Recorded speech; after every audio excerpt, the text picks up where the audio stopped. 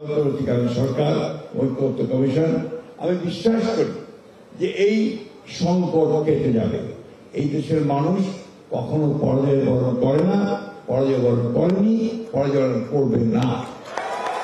বন্ধুগণ, আমাদেরকে সবসময় একটা কথা মনে রাখতে হবে, যে এই দেশটা আমাদের, এই মানুষগুলো আমাদের, এবং তাদেরকে ঐক্যবদ্ধ করে আমাদের সমস্ত যে চক্রান্ত, সমস্ত যে আপনার ষড়যন্ত্র আমাদের বিরুদ্ধে হচ্ছে, তাকে পরাজিত করতে হবে। এখানে আমরা বিভিন্ন দল করতে পারি, বিভিন্ন মত থাকতে পারে, বিভিন্ন পথ থাকতে পারে। একটা বিষয় আমরা সবসময় ছিলাম, বাংলাদেশের ব্যাপারে সবার আগে বাংলাদেশ, এ ব্যাপারে আমাদের কোনো সন্দেহ নেই। আমি একটা কথা বলছি, শেষ করার সময় নেই, কারণ আমাদের সময় হয়ে গেছে, আবার আরেকটা প্রোগ্রামে যেতে হবে আমাকে।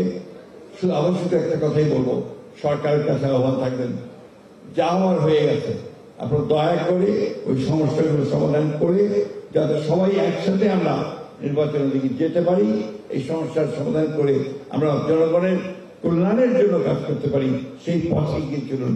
আমরা যেমন অতীতে আপনাদের সঙ্গে ছিলাম, সামনেও আপনাদের সঙ্গে থাকবো, কিন্তু অবশ্যই আপনাদেরকে নিজে এই যে জায়গা তৈরি করেছেন তার থেকে বেরিয়ে আসতে হবে, আপনাদেরকেই অন্য কিছু করে দেবে না।